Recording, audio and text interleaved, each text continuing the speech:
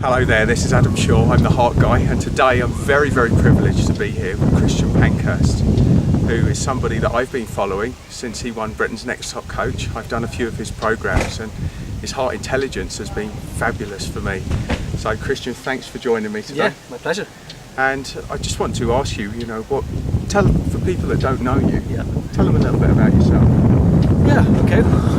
Well, background very quickly is martial arts was a big part of my past. Then I went into chiropractic, became a certified chiropractor, but I only was actually in practice for about 3 months before I just felt like, you know what, there's something missing in my practice. Every time I was there with my patients, I noticed that the thing that they got most value from was being in connection. There was something about the relationship I was building off the table, so to speak. And I realized that as I was feeling them and just being with them, holding space for them, just caring, just having my heart open to them, their changes occurred quicker and better than even if I didn't even touch them. So I thought, hang on a minute, there's a more effective, more deeper, more juicy way to connect with my gift. And I knew there was something more for me, so I quit it.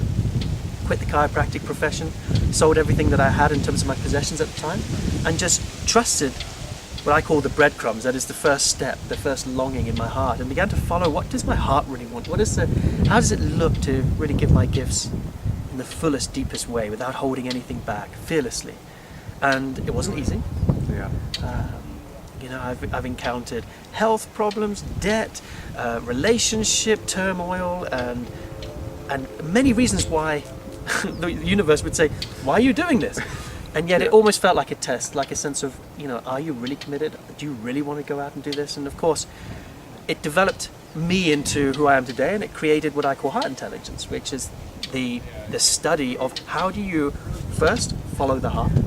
That is to fearlessly know what is it your heart really wants, and to follow that so you can trust that your heart knows more than your mind. That your heart asserts direction and your mind comes up with strategies on how to assert that direction. But to follow the heart rather than the mind. That's the first thing heart intelligence does. The second one is your capacity to actually speak from the heart. That is, how do we communicate from a heartfelt place where I'm feeling you more than just trying to tell you something, or me trying to tell myself through you. That's called advice. When I'm trying to give you something, when really I'm just telling myself through you. Yeah. And then you're like, bloody hell, I'm having a coffee right now. Yeah. Happy to help. Yeah, so that's the second skill, is how do we really connect deeply, intimately, from a heart-centered place, which is basically authentic, being real with each other and cutting the crap, cutting all the stuff that should be spiritual, things that we think we need to say, ought to say, have to say based on our conditioning, religion, culture, and all of that kind of stuff. So just breaking it down and just celebrating our humanness. And then the third thing is, after you've learned how to follow your heart, you've learned how to speak from the heart, is the capacity to what I call open the heart. This is a very different skill altogether. This is about being vulnerable and being able to access all the different parts within you. And I call that expanding your emotional range. Yeah. That is, there is so much within us that is untapped, undigested, so much potential. And I don't mean just in terms of our gifts. I'm talking about, we are born not only with a lot of potential, but as we move through life, certain things happen to us, traumas, events, things that go on, and often we bury them, we don't understand them, and we don't take what I call the medicine from them.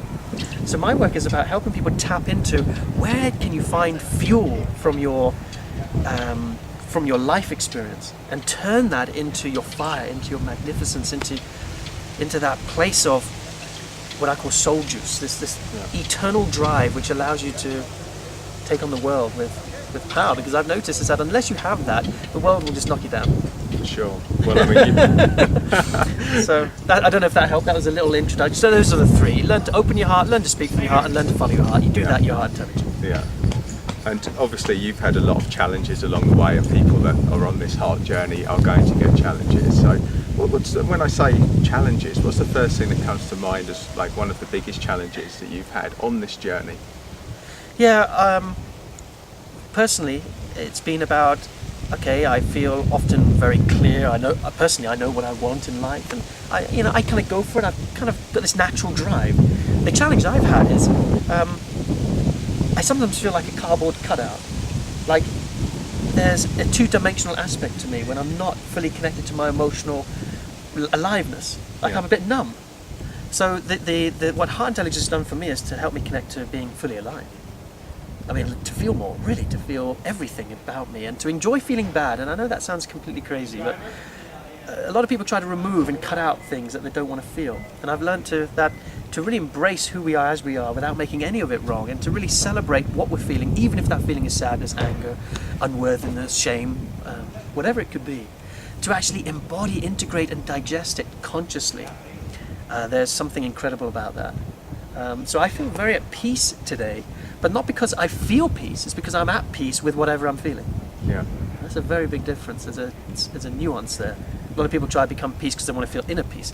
No. If you jumped in my body right now, you want to jump right out, because there's so much moving. But I love the fact that so much is moving now. Yeah. Whereas before it's like flat, disconnected, don't know what I want. In relationships, of course, we're flat. I felt, women in my life complain that I wasn't feeling them, getting them, understanding them. And that's a complete reflection of not being able to connect to my own emotional reality. Because if I'm not able to feel my own emotion, how can I feel another? And women want to be felt, ultimately. And so that's been a very big challenge as well. And yesteryear, it's less so now.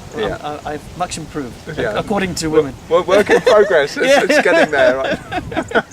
I can still be an asshole at times. So. But that's the whole thing, because it's not about trying to raise myself into this pedestal where I'm enlightened. There's no such thing as an enlightened human being, just a human being with many enlightened moments. And it's all about being real, as I said. So it's about owning my flaws, owning my warts, owning the parts that are not yet fully there, but being light with it. Why get all so heavy and desperate and, oh my God, I need to be more spiritual. No. Just be gentle with yourself. Yeah. And being real, I think this is really a key distinction of what you teach, and really owning the fact that you can feel even negative, or there is no negative emotion. That's a good distinction of following your formula, if you like, and just being real until the message comes through. Yeah. And that's really helped me personally. For anyone out there that is watching this video, how can they take something right now? What would you advise them to take right now that can help them to tap into their juice, as you call it, their heart intelligence? Yeah, it's a skill that I call tracking. And that simply means practice every single day speaking out loud your ability to just witness your thoughts, what's going on in your body, what's going in your emotion, what's going in your energy, and what's going on with your connection to source, or that higher wisdom. So for example, it would be, I'm aware of, okay, what am I thinking right now? Okay, I've got the judgment about this, I'm worried about this, I'm noticing that I'm processing a doubt about my past here, or I'm going into something about the future that hasn't yet happened. So just watching, just witnessing, without getting caught up in what we're witnessing. And then being able to go into what's going on in my body. Feel your energy in the body. Feel where are you holding tension, where are you not moving, ease in your body. Have you got pain anywhere? Then moving into your emotional field, like how are you feeling emotionally? Are you happy, sad, mad, glad? Is a part of you feeling this and a part of you feeling that? Because often we can feel both. Noticing if you're connected to your energy, if it's moving correctly, if it's not moving, if it's moving in certain parts but not in others. Whether you feel connected to this higher wisdom. And notice what you see, what you're aware of. And through that process of tracking, the reason it's such a beautiful exercise is that if you get good at this, you will instantly be brought into the ability to change whatever you're noticing. Because we can only change that which we're aware of. So if I track that I've got a judgment about myself, then it gives me the space to change it in that moment. So if I say, okay, I'm feeling, when I look into my thoughts, I see that I'm holding the thought that I'm not good enough. Okay, does that feel good? No. What would feel better? Actually, that I am good enough. In spite of what's moving, I am good enough. Okay, does that feel better? Great. I would never have been able to get to that shift if I hadn't first accessed and witnessed and seen where I'm at. So I always say, to start with, you have to know yourself. I've noticed a lot of people, they want to help, coach, guide, become a messenger without first embodying heart intelligence. I just don't understand how that's even possible. And then they wonder why they get stuck in not being able to create clients, not being able to be a magnet, because our magnetism is all based on heart intelligence. You want to be, you really want to be alive on stage. This thing has to be moving, and if that ain't moving, It ain't happening. It ain't happening. Yeah. It ain't happening. It's And good. that's what I'm teaching more than any right now, is helping men and women come into their fire, into their aliveness. A natural, authentic fire, not the, dare I say it, the American rah-rah fire. This is going to a British audience, right? Well, especially since we're in America here right now. Yeah. Quick, keep your voice down, Christian. We don't want them overhearing. I'm not into the hypey stuff. I'm talking about a fire that brews inside, that can be subtle, it can be felt in stillness, but it's one that is it's a magnetic force. Yeah. It's what draws. It's like you're with somebody, and then they suddenly feel like, I feel really good in your presence. I feel lighter after leaving. You didn't even say anything, but I just feel lighter having been in your presence. Yeah. And I know when I'm doing well is when I get that feedback. It's Yeah. like, there's something about it. I don't know what it is. I just feel good. It feels juicy. I feel alive. Yeah. And I can hug. My favorite thing to do is hug people. And when I hug people, I know whether their engine's turned on Yeah. and when their fire's brewing. And in most people, it's not. Yeah. And especially not in the people who think it is on. Oh, the irony. But anyway, You've got to love it. you gotta love You've got to it. love it. So, Yes, I'm authentic. I'm in my heart. I really am, honest.